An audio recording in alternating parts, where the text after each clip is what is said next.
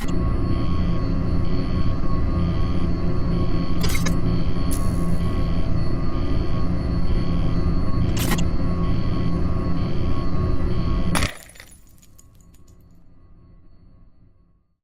friends, welcome back to another installment, and thank you for taking the time to spend a little with me.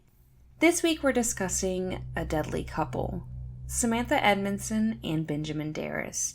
The two misfit lovers embarked on a drug-fueled cross-country road trip where they took the life of one person and attempted to take the life of a second person after being inspired by the movie Natural Born Killers. Or so they claimed. The two would have gotten away with it too if it hadn't have been for a jealous ex, and of course, them turning on each other. So, as always, I invite you to join me as we discuss these copycat killers. Sarah Havley Edmondson was born in 1977 in Muskogee, Oklahoma to parents Jim and Suzanne. She had one sibling, a brother named after his father, who they called Jimmy. The Edmondsons were a very prominent family in the state, and were often referred to as the Kennedys of Oklahoma. They were a political dynasty making their name through public services and politics. Her grandfather was a U.S. congressman, her great-uncle a state governor and U.S. senator. Her uncle was at one time the attorney general of the state, and her father was a justice for the Supreme Court of Oklahoma. Everyone regarded the Edmondsons as the finest people you would ever want to meet. Sarah led a privileged life where money and status were everything. Growing up, she was very popular in school. She was pretty, intelligent, and very involved in school activities. She was the editor of the yearbook and school newspaper. She got good grades and stayed out of trouble. Sarah was never a problem for her parents or teachers. However, by the time Sarah turned 13, her life became kind of tumultuous. Shortly after her birthday, her grandfather passed away, and it was a devastating blow for her. Then the same year, she had a friend not only take her life, but two more get into a fatal car accident. It became a series of unfortunate events that sparked a change in her. She became very uncaring and neglectful, according to her family. She was in a very deep battle of depression and turned to self-harm and drug use to cope with all of the misfortune that had come her way. She spray-painted her room black as a means of expressing who she now was. Her parents tried all they could to help their daughter, but it quickly got out of hand. Her self-inflicted injuries pushed her parents to seek psychiatric treatment. Sarah did short stays in facilities, but it didn't seem to prevent her from spiraling further. Her new way of life also brought new friends, many of which her parents didn't approve of. One of these friends was a boy 3 years older than her named Patrick Williams. They swiftly became a thing through long hours of hanging out and doing drugs together. Patrick was not the kind of person they wanted to see their daughter with, especially since he seemed to only exacerbate her substance abuse. However, Patrick and Sarah ended up dating for several years, so her parents did try to help the boy out. Patrick was a dropout, so they helped him obtain his equivalency diploma. Patrick became almost like a member of the family. But after several years, Sarah and Patrick did eventually break up, and things got nasty quick. Her parents had her file a restraining order against him and pushed for her to go to rehab for her substance abuse. She obliged, and progress was made. Sarah was eventually back to herself, and she was back on track with her studies. She graduated high school with honors in May of 1994, and by January the following year was enrolled in Northeastern State University. But she was hardly settled into classes before her sobriety was no longer a priority. Much like back at home, she became very involved in the drug culture. Within this group is where she first met 18-year-old Benjamin Darras. Benjamin was the complete opposite of Sarah. He was an outcast who grew up in poverty. His early years were difficult to cope with. He lost his father when he was only 13. The experience hit Ben hard, so his mother had him institutionalized for 8 weeks. The treatment seemed to help him, and he was released. Benjamin struggled in school and was more interested in doing drugs, so he eventually dropped out. He was arrested for minor charges such as theft and possession, but ultimately Ben seemed to be just drifting through life. He didn't seem to have any plans or even guidance, until he met Sarah. The night they met, they knew they had undeniable chemistry, and maybe it was because Ben was everything her parents would disapprove of. And Ben immediately fell for her. The relationship was intense and fast. They were inseparable and spent a lot of time experimenting with psychedelics. Sarah's focus was no longer school, just Ben. After a month and a half of dating, Sarah decided to bring Ben to a family gathering at her parents' cabin so they could meet the boy she thought she was in love with. Of course, Ben wasn't it. He was not a suitable match for their daughter, but Sarah didn't care. In fact, some speculated this only brought the two closer together.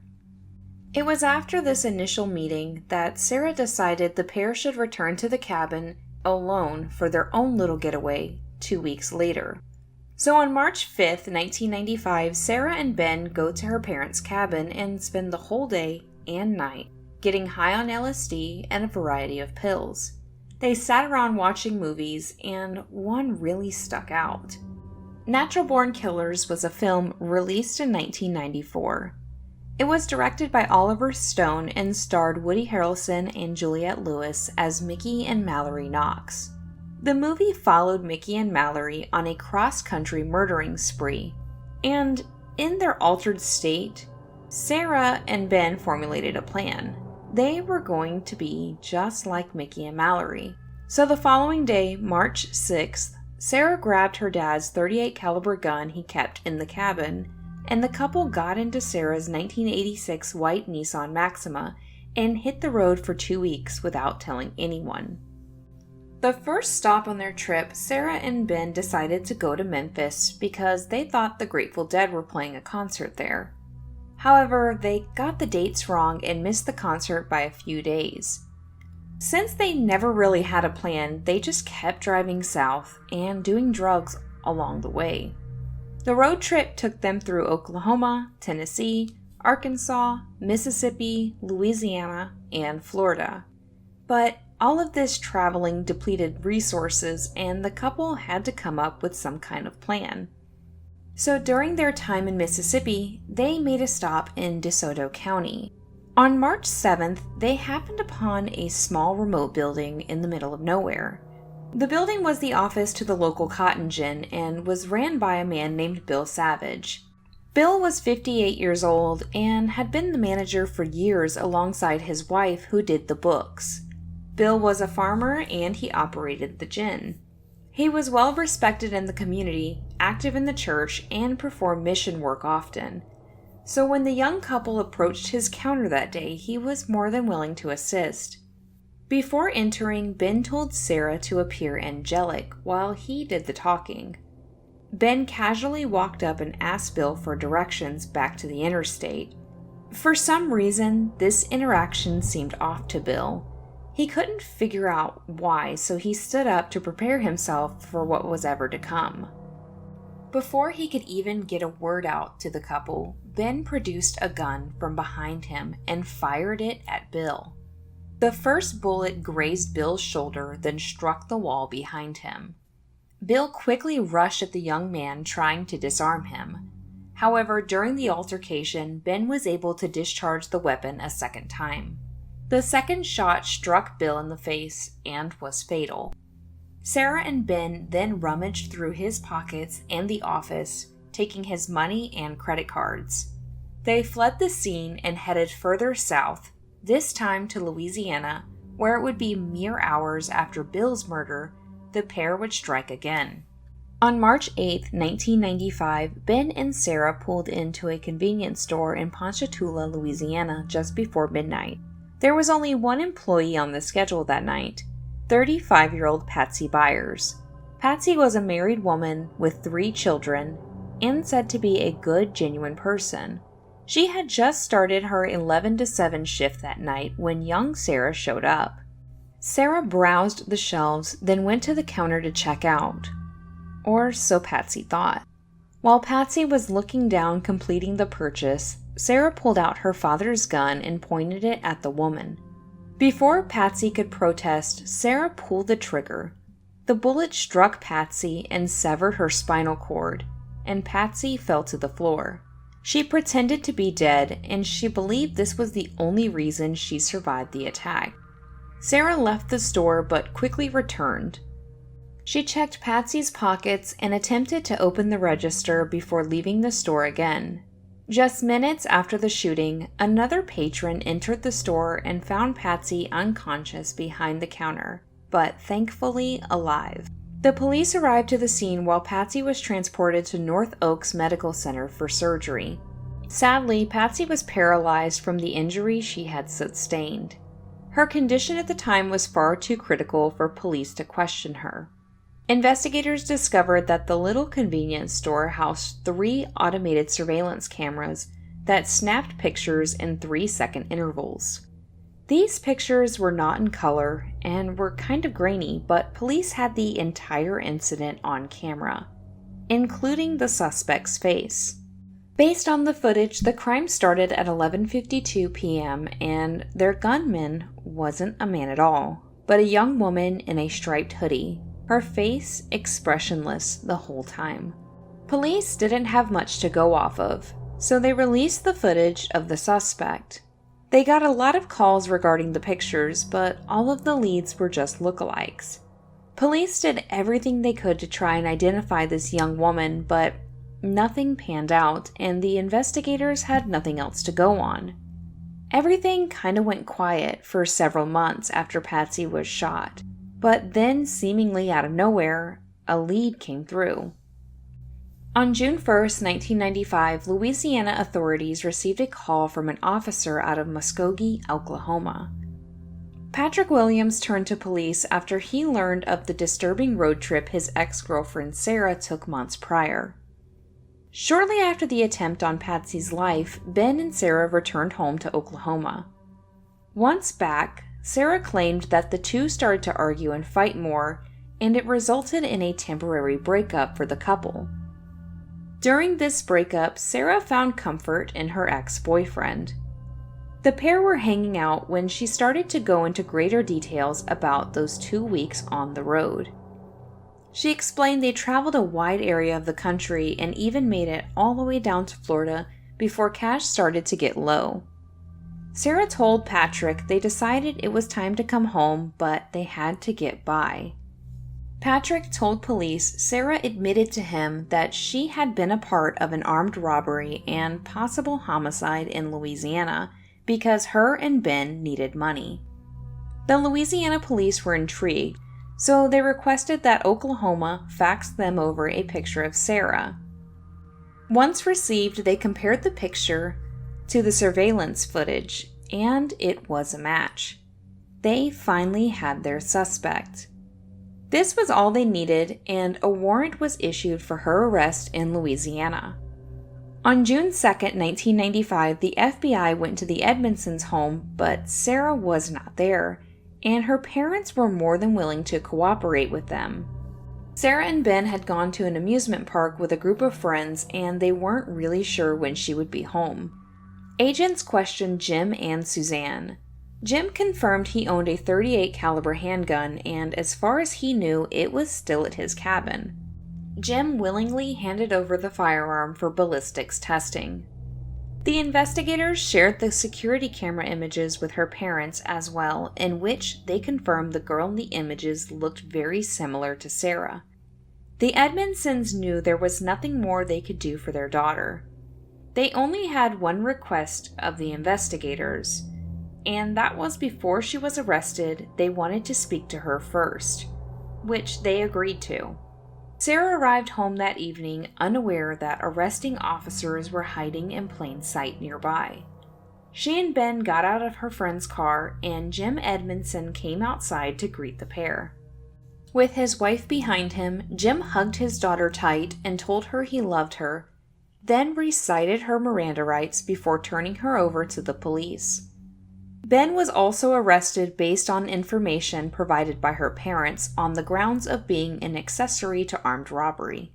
The pair were taken to the local police department for questioning. Sarah was not as willing to talk as her counterpart. Ben, on the other hand, became an open book.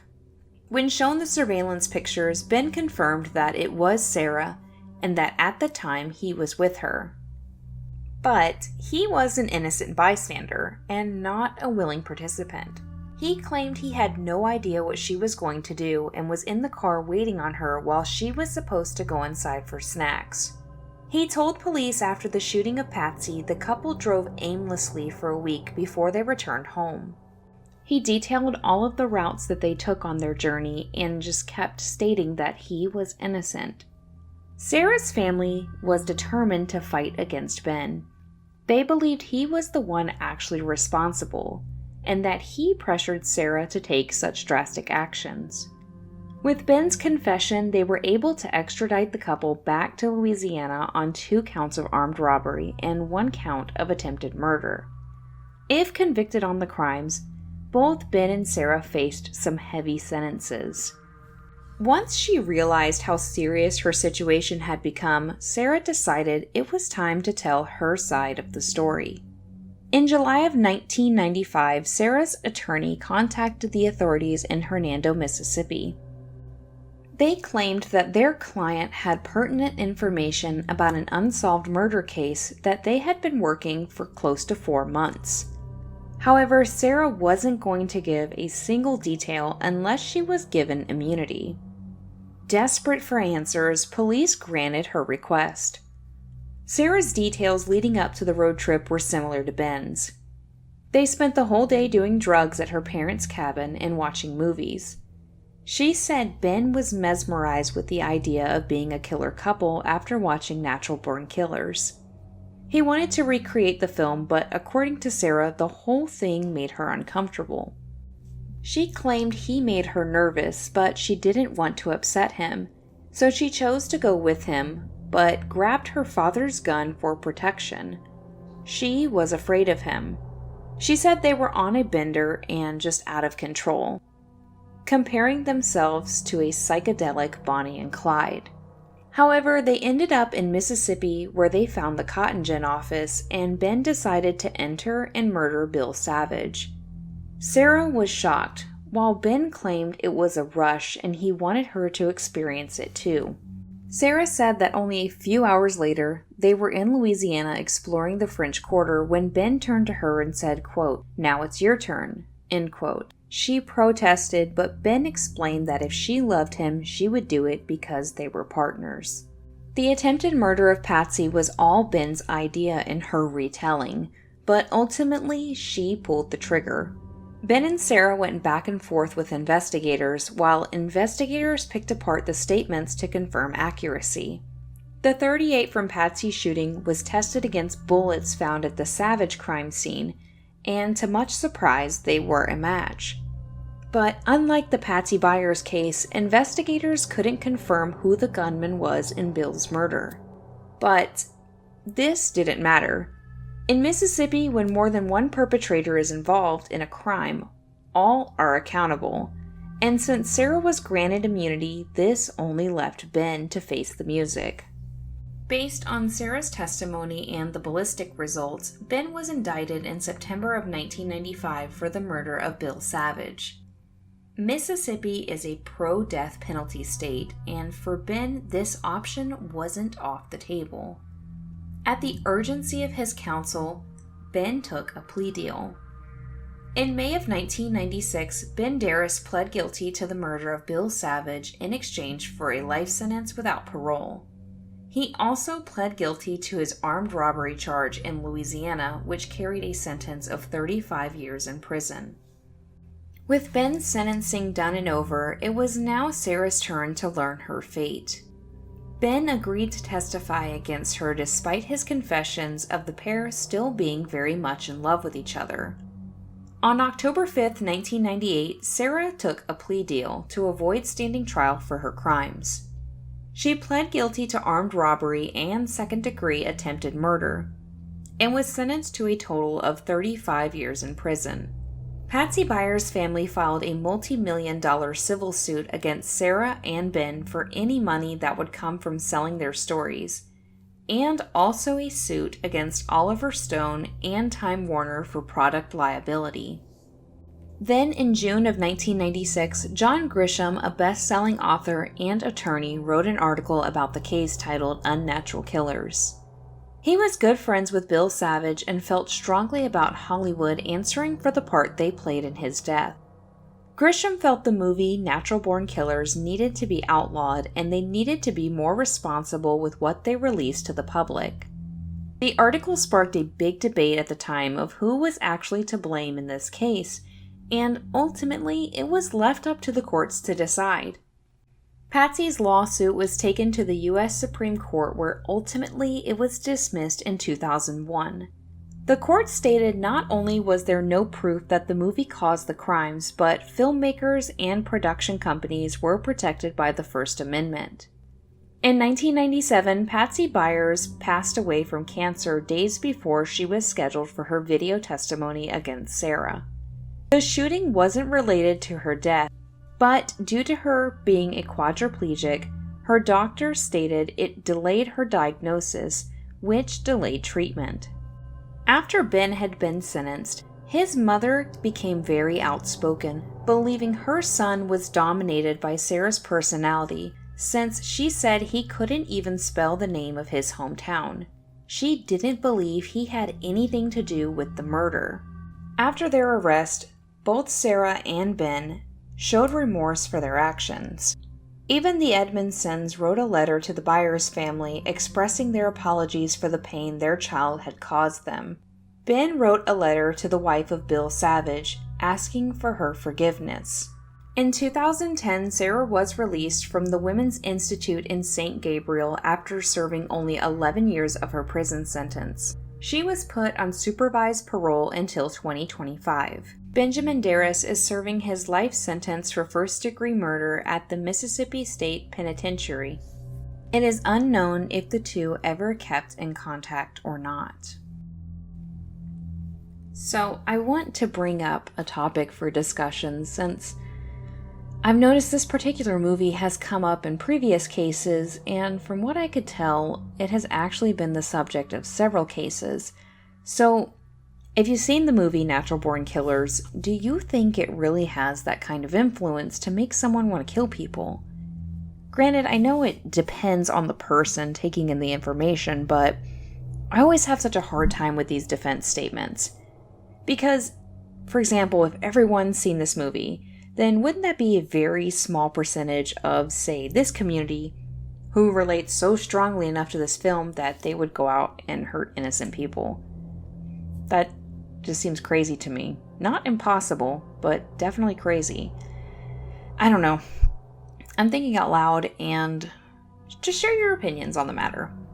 But you know my spiel. If you found this to be informative, please consider giving the video a thumbs up, and if you're not subscribed yet, you should, because we would love to have you under the ash tree. I did want to apologize for being a little late with this one. I took a few days off last week for some R&R because work has been kicking my booty, but I still managed. Thank you all for being here. Thank you all for your support and understanding. I appreciate each and every one of you, and you're awesome. I hope you have a great week. Thank you, as always, for making mine. Until next time. Bye, friends.